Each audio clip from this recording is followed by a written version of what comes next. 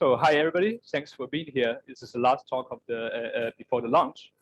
I'm going to talk about concurrency model, actor model, and CSP between Elixir and Clojure, using Elixir and Clojure as examples, but really about how BEAM and JVM also under the hood differs and works. So first, a bit about myself. I work for remote as an Elixir developer. I live in Berlin. So this is my website and my Twitter, which I don't use very often anyways. And the obligatory plug for, because the company sponsored my trip, we're hiring Elixir developers. If you're interested, working remote, take a look, maybe after the talk, not now. Okay, so about this talk, I have to confess, I'm not an expert in any of the topics here. It's just something that intrigued me, and I wanted to do a research on this topic, and I submitted a proposal. So I'm here just to share my findings, my learnings with you, learning together. I guess there might be experts in Clojure in the audience that know much more than I do. I may make some mistakes in the talk. If I do, then just point it out. Okay, so I'm actually going to do 2 dimensions of comparison, which is really ambitious. But I think I'm going to go short on some of the contents there. Focus on what's the difference between the JVM and the CSP part, because I guess the folks are more familiar with the BEAM and the actor model already. So this is an outline of what I'm going to do. First is the overview of comparison between BEAM and JVM, and then the actor model and CSP, and the walkthrough of how the actor model and processes work on the BEAM, and then how a CSP and the implementation in Clojure core sync works. And this part I'm definitely going to cover, which is the topologies and buffer types of the CSP, which also applies to Golang. And that's the second part is something specific to Clojure core sync, which is somewhat specific to the nature of JVM. It actually has 2 variants of the routine of the process you can do in CSP. If time permits, I will cover that. If time doesn't, then I will just briefly walk through it. And there's actually one final twist I learned at the end of my my journey. But if time permits, stay with me until the end. I can get it. Okay, so let me start with the BEAM. Also, Erlang runtime system. As we know, on the BEAM, every process has its own memory space on its own heap. So this is a diagram where we can see that it has its own heap stack, which is not shared with the other processes. Which a consequence of this is that you don't need to do a stop the world global garbage collection, because every process can have its own garbage collection. And this is very different to JVM, as we're going to see, because JVM will do a global garbage collection, and it will sometimes lead to a halt in all the threads. But this will never happen in the BEAM, because every process is very lightweight and the memory space is very small. It facilitates the actor model, which I'm going to go into later. And we have preemptive scheduling on BEAM and Erlang runtime system. What does it mean? So whenever you start the ELL or IEX, you actually see this message printed out. And on top, you have the number of schedulers there, which corresponds to the number of CPU cores. But what happens in each of the scheduler is each scheduler has a process queue, which has a number of processes which it runs. And the way it runs the processes is that once each process reaches a certain number of reductions, it will actually get interrupted and get put back into the queue. And another process will take its place. And this will always happen. I think the number I remember is 4,000 reductions. One reduction is about 1 function call. So what happens is, so this nature ensures we have consistent time sharing across all the processes, no matter how many processes there are. So you can run like hundreds of thousands of processes on the VM, and the performance is going to be really consistent. You can predict there's not going to be a process that hogs the CPU resource and then doesn't let other processes do their job. And yeah, as a result, this is, but you can, it's not as powerful for very intensive processing tasks, because the preemptive scheduling, of course, you have to yield to other processes. And also because of dynamic typing, which actually has a lot of overhead at runtime compared to static typing. Usually you use NIFs, which are run dirty schedulers, which is the DSC. You see on when you start the IEX or ELL, And also, you can also use pause to talk to other programs for such purposes. So JVM. JVM has a shared heap, so all threads share memory with each other. And then this enables shared state concurrency, which means threads can modify other threads' memory state or reach into their memory state. But then stop the word garbage collection could result in halting all the threads because this is a bit not very clear, but the heap is shared by all the processes, and when the garbage collection happens, it will impact all the processes, all the threads. And the stack it actually lives on the threads, which is different from the Elon processes. And the threads in JVM, they are just operating system threads. They rely on the OS scheduler. So it's not like BEAM, which has its own scheduler. It just relies on the operating system to do the scheduling. And therefore, threads are much heavier than the BEAM processes, of course. They have much more content. If you frequently block and unblock them, it's going to cause a lot of CPU operation because it's not optimized for that. And you also have to take care to not unexpectedly block other processes, other threads, if you're doing something on your thread. It might cause some deadlock, which is not a problem with BEAM. And of course, it's performant on heavy and sustained workload because it corresponds directly to the operating system threads. Okay, so now I'm going to compare the actor model and CSP. You're going to see how the virtual machine comparison is also relevant to this later. So the actor model was proposed by Hewitt in 1973, but Elon didn't actually look at the paper. I think we all know the story. They arrived independently at this model by themselves, which speaks to how good this model is, I guess, how naturally it makes sense it is. And then processes, each process has a name.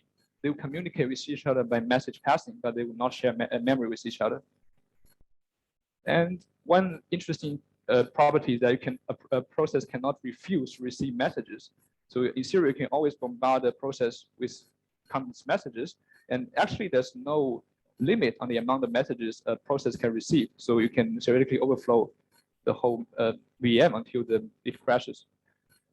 And you have to define how to act on the messages you receive in the mailbox.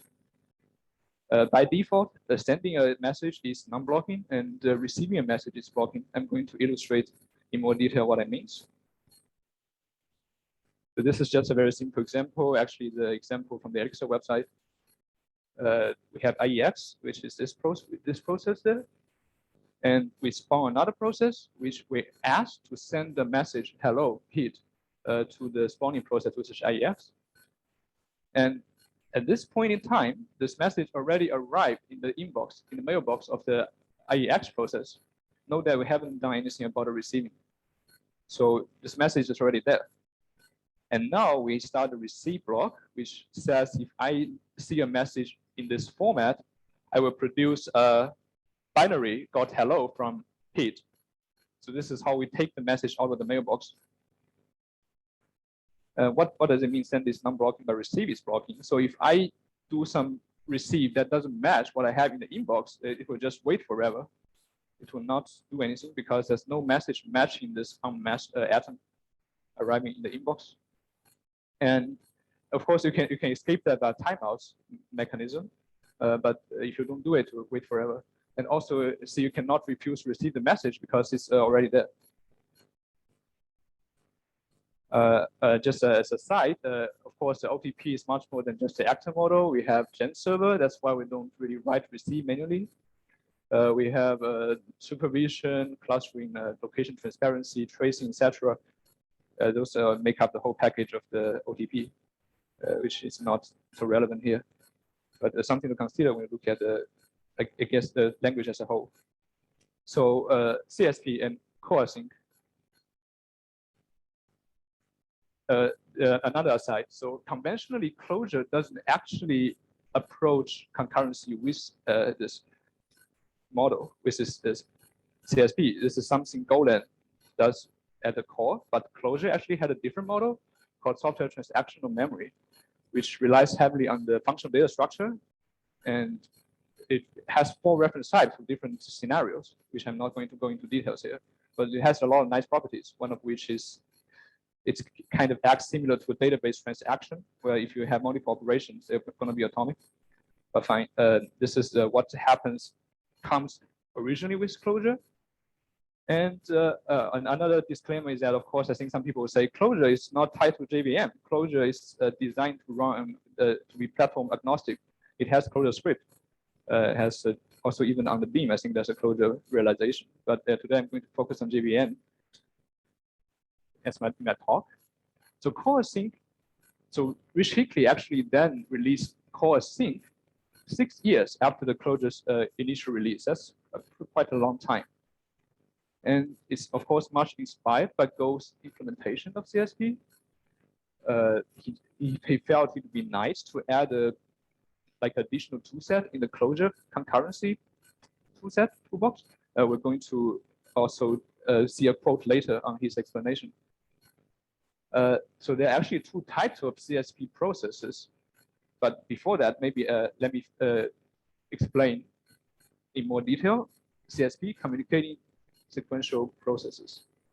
It was originally proposed by Hall in 1978, but if you look at the original paper, so I actually went to read the original paper, it's a bit different than what Golang and the core sync does. I'm not going to go into the details, but it evolved quite a lot over the years. Then in this model, what's different from the actor model is that the processes, they are anonymous while they talk to each other about channels. The channels are named and channels can be persistent. But the processes usually, if you, for example, spawn up a Go routine, after it finishes, it will be gone. It's not like the Elixir actors, which will stay there forever. And it's blocking and synchronous by default. This is a very interesting distinction between that and the actor model. I'm going to illustrate an example what that exactly means. There are variants such as buffer channels, which enable non-blocking behavior, which I'm also going to cover. And you can also explicitly close the channel to further write. So this is different from the actors where you cannot refuse messages. A very interesting thing. I think this is true. I don't know if this is true or not, but this is what I think. In Golang and Clojure, you still facilitate working on shared memory. But this is very different from actor model in BEAM and also Akka, which is the Java implementation of the actor model. So just here are some quotes. In Golang, you say you don't communicate by sharing memory, but you share memory by communicating. You still share the memory. And what happens is essentially you send the reference to a data structure from the writer to the reader, and the reader would then do further modifications on data structure. Theoretically, the writer can still modify it. There's nothing preventing him from doing so, but it's just a good practice not to do it.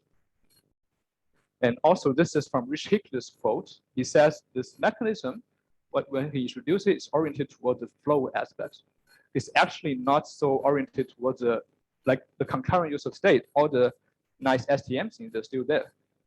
But it just offers an extra tool towards how you control the flow, how you talk to each, how you arrange the job in a queue-like manner. And so, of course, if you contrast that with something from the Akka documentation, if you want to avoid the shared mutable states, this is very explicit in Akka, but you cannot really do that. So in Akka, you can actually send something across the wire, and the other side can modify it because you're on JVM, and there's no mechanism preventing that. This is different from the BEAM, where they're just isolated by default, so you cannot touch into the memory of the other process. Okay, so I'm going to do a walkthrough of a very simple case of core sync in Clojure. This is one writer, one channel, one reader. So first we initialize a channel, which we name it C. So that's C channel. This channel, we initialize it here. And then we spawn a thread. This actually will run on a JVM thread. It would put hello onto the channel, but note what happens after it puts. It waits for somebody to read it. If nobody comes to read it, it will just wait there forever. So I actually have another statement, print write on block, but it will not happen at the moment because it's blocked. And now we spawn another thread, also run on JVM, like the JVM native thread. It will take this message, take whatever is in the channel. In this case, it's a hello message. I print it out. And now the channel is free again. So the writer knows it's unblocked. This is what synchronous means. So the two sides have to collaborate with each other. The writer has to wait for a reader to appear. And now we can get this message. So to recap, first it puts hello into the channel. It reads the hello from the channel, and then write-on block happens. And then those two threads will no longer be there. And this can also be the other way around. So it doesn't have to be the writer that's blocked. You can also say, if I want to, as if I spawn the reader first and it tries to read on the channel, it will also be blocked because there's nothing on the channel. It's also waiting for a counterpart to appear to put something into the channel. So the synchronous goes both ways. So then the read-on block will also not get printed until I actually run this part, which then I put something into the channel. And then we can see the read-on block printed after the hello is read from the channel. We can close the channel. So it just, oh, I think there's a mistake there. Oh, no. Oh, yes, it's fine. So I close the channel with a close statement here. Now I am not able to write into the channel anymore. But it's not a mistake because I'm here and trying to take it out of the channel, which is still possible. So in the second line, I put something to the channel and I close it, so it cannot be written to anymore. On the fourth line, I just take it out. It's just, and the channel still lives there. It's not dead. Okay, so some other more complex topologies compared to the simple one we just displayed. We can have multiple readers on the same channel, which means a message will only be taken once by at most one reader. So a message can be taken, for example, by reader 2, and it will be gone. No other readers will get it. And I think in Golang, this will be delivered at random.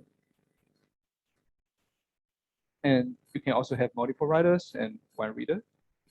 Because of the blocking property, if one reader, for example, one writer 2, put something onto the channel, but writer 1, writer 3 still wants to write to the channel, they'll be blocked because the channel is full. You can also think of it that way. It doesn't allow any writing operation anymore. After somebody takes the message, then writer 1, writer 3, one of them can proceed, and the other one will still get blocked. You can also read from multiple channels. Basically wait on multiple channels. So whichever channel has a message in it first will get selected, and the reader will get a message from that channel. And in coasync, it's called else. In Go, it's called select. And we also have, what I mentioned before, how do you achieve non-blocking semantics? One way to do it is to have buffer channel. So here I have a buffer channel of size 10. Now, before the channel is full, I can actually put messages and just go ahead with some other things. It will not be blocked. But Rich Hickley, he explicitly mentioned we shouldn't have unlimited buffer in coasync. So he said he actually rejected many proposals and many merge requests trying to add this already. It's just not what he likes. You can have a sliding or dropping buffer, which, for example, if you reach 10, it will just drop the first messages or the latest messages. Then you can put the messages into the channel forever.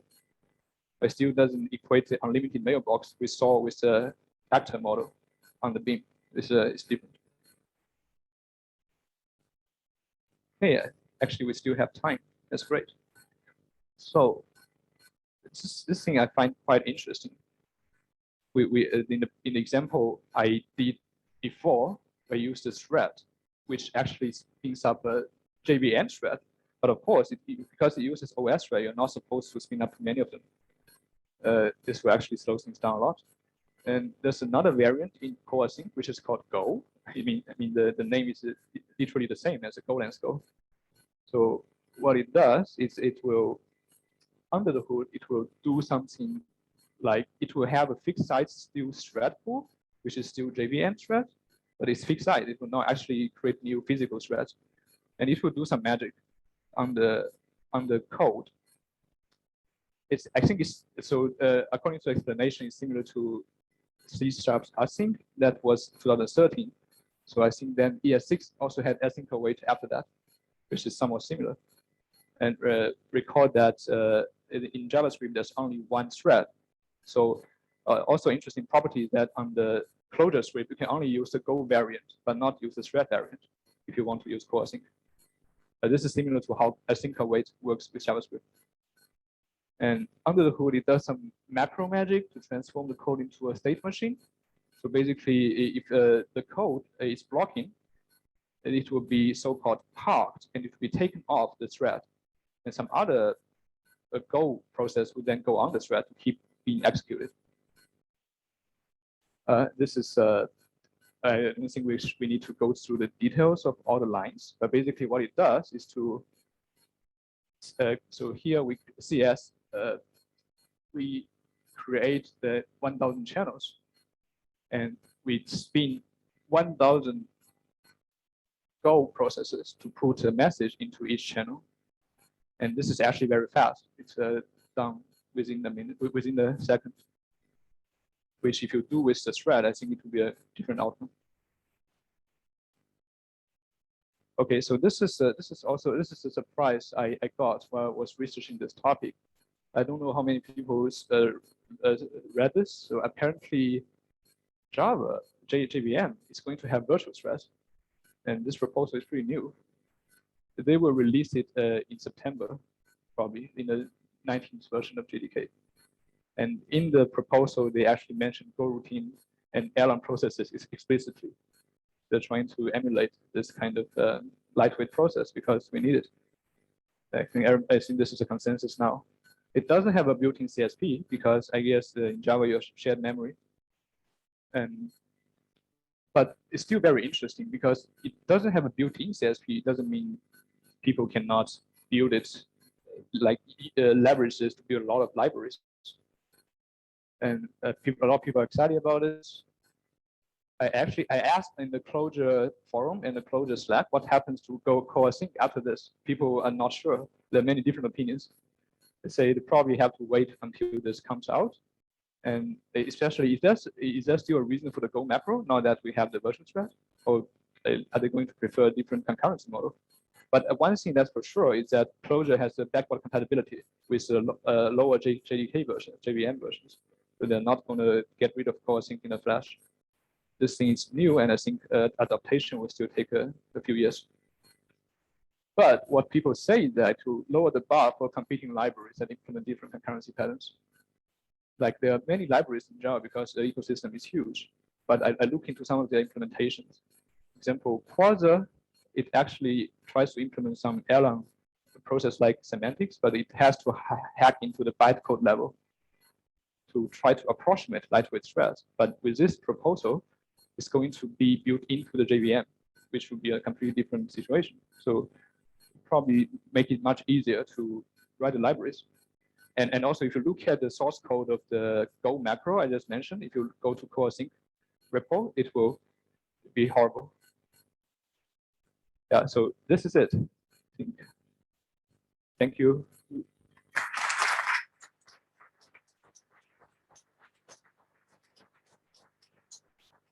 Do we have time for one question, maybe? Yes, I think. Any questions here on the program? There's no question here.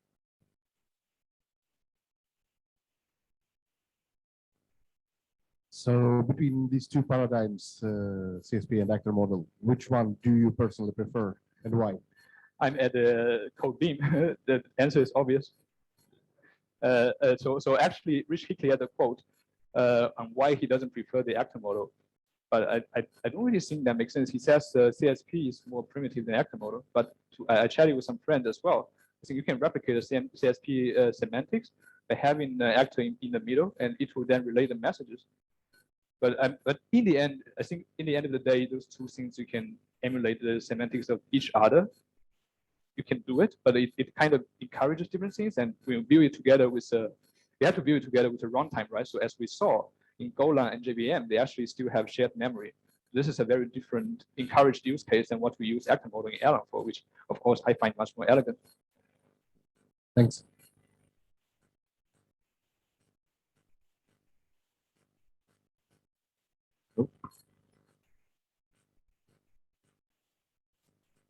Are virtual threads also gonna share memory? Sorry? Are virtual threads in the JVM gonna have shared memory? Yeah, I think what they want to achieve is just a more lightweight thing to do work, but it's not going to change so they're not even implementing CSP. They're not changing the shared memory model. but it will be much easier to spawn up like 10,000 workers. They will not clog the OS. You can still do things on those workers.